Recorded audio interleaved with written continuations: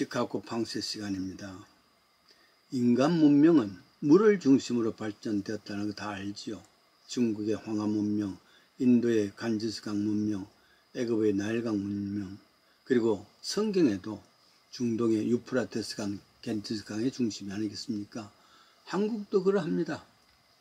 청천강을 중심으로 고구려 문화가 있고, 낙동강을 중심으로 한 신라의 문화도 있고, 금강을 중심으로 해서 백제 문화도 꽃피웠습니다. 하나님께서 인간에게 내리신 많은 은혜 가운데 물을 주신 것은 특별한 은혜입니다. 특별 은혜란 말입니다. 왜냐하면 성경에 나오는 물은 보다 더 깊은 의미에서 은혜를 이야기합니다. 우선 물은 우리 몸속의 70%가 물이라 그러죠. 어떠면은 우리 세포가, 몸의 세포가 60조쯤 된다는데 다 물에 잠긴 부분입니다. 만약에 물이 없다면은 가령 겨울 동안 눈이 알고 더러운 시카고인데 물이 없다면 그 자동차를 언제 씻을 것 같아요? 온 도로가 시커먼 것들이 돌아갈 겁니다. 엉망이 될 겁니다. 환경이. 저 남미 볼리비아에 옛날에 많은 좀 선교의 역사가 있었는데 본교에서 남미의 볼리비아의 그 산꼭대기에 물이 없어서 하늘물, 빗물을 받는 그 장소인데 그곳에 5군데나 펌프 시설을 갖춰줘서 물을 오게 한 것, 나오게 한 것, 큰 선교라, 지금도 기념비적인 선교라 생각할 수 있습니다. 처음 미국 왔을 때 사람들이 물을 사서 먹고 있는 거 있지요.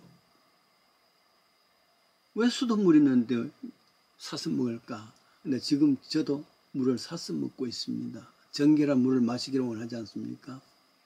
김지아라는 시인은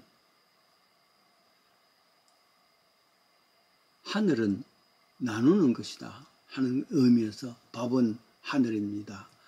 하늘은 나누어 가지듯이 밥은 나누어 가지는 겁니다 하는 그 이야기가 물을 마시는 겁니다. 그러나 그것은 나누어 먹는 것, 마시는 겁니다. 그렇게 말할 수가 있습니다. 철학자 베리자예프라는 사람은 물, 태양, 공기, 이거는 그냥 물질이 아니다. 이거를 나눌 때는 영적 존재다 하는 말 맞습니다. 성경에는 물 이야기를 많이 합니다. 대부분 그냥 마시는 물질이 아니라 은혜를 말할 때 물 이야기합니다. 가령 시편 1편 3절에 복 있는 자는 시냇가에 심은, 시냇가 물 아니겠습니까? 복 있는 자는, 이런 시냇가라는 것은 물이지만은 사실은 하나님의 은혜죠. 하나님의 은혜에 심은 자들은 시절을 쫓아 과를 많이 맺는다 그랬습니다. 그래요. 시냇가라는 것은 물이 있는 장소만 아니라 은혜라는 이야기입니다. 이사야서 58장 11절에 너는 물된 동산 같겠고 물이 끊어지지 않은 샘 같을 것이라. 여기서 나오는 물된 동산 혹은 샘물, 이건 하나님의 은혜, 에둘레 표현한 것이죠. 그러면서 물과 성령으로 나지 아니하면 하늘나라에 들어갈 수 없다, 시몬 이야기도 합니다. 이때 물은 은혜를 표현한 것이죠. 물은 물질이지만 동시에 영적 표현입니다.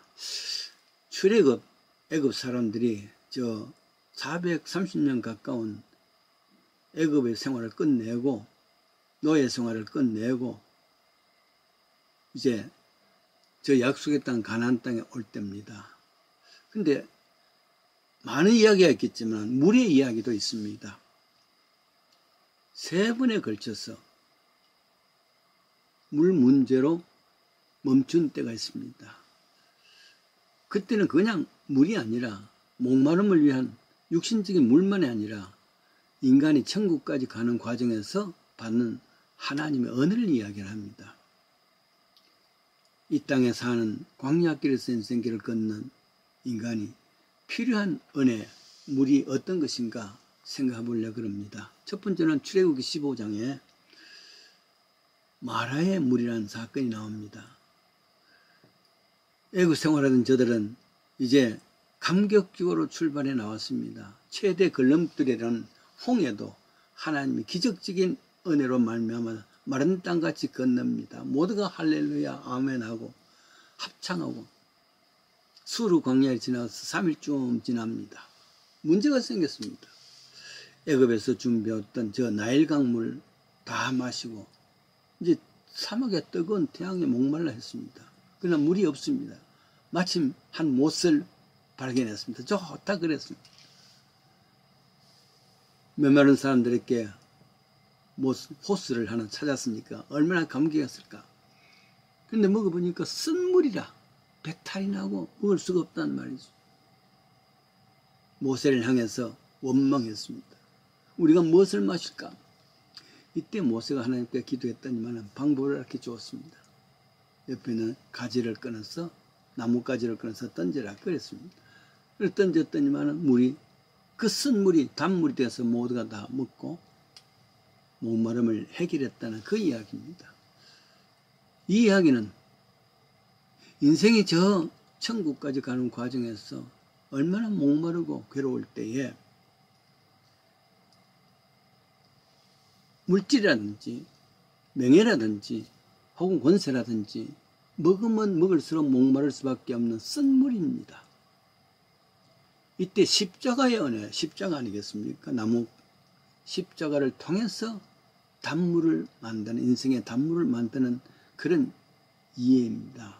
그러니까 이때 나오는 물은 그냥 물이 아니라 은혜의 물입니다. 광야 인생길을 걷는 인간에게 선 인생길에 정 목마름밖에 없는 인생에게 돈이며 명예며 권세며 목말라던 발버둥 치는 인간에게 그는 항상 모자랍니다. 항상 배고픕니다. 선물 인생이란 말이죠. 그때 참 목마름을 해결할 수 있는 것이 예수님입니다. 요한복음 4장 13절이죠. 이 물을 마시는 자마다 목마르겠거니와 내가 주는 물을 먹는 자는 영원히 목마르지 아니하리니 나의 주는 물은 그 속에 영생으로 솟아나는 샘물이 되리라. 그게 예수님이란 말. 그렇습니다. 인생의 스디슨 인생길 속에서 이 스디슨 인생길을 해결할 수 있는 길은 십자가 은혜밖에 없습니다. 두 번째 이야기가 나옵니다. 출애굽기 17장 르비딤의 물이라 그렇게 말할 수 있습니다. 신광야와 이제 시내 광야 사이에서 백성들은 유숙한 곳입니다. 호렙산에 가깝습니다. 근데 마실 물이 없단 말이죠. 왜냐하면 전후 좌우에 있는 것은 바위밖에 없습니다. 이때 백성들은 모세하고 다툽니다. 네가 우리를 애굽에서 끌어내 이 광야에서 목말라 죽게 하느냐? 이래 야단하지요. 그럴 때 하늘에서 소리가 들립니다. 모세에게 네가 갖고 있는 지팡이로 반석을 쳐라 그럽니다. 주위에는 반석밖에 없단 말이에요.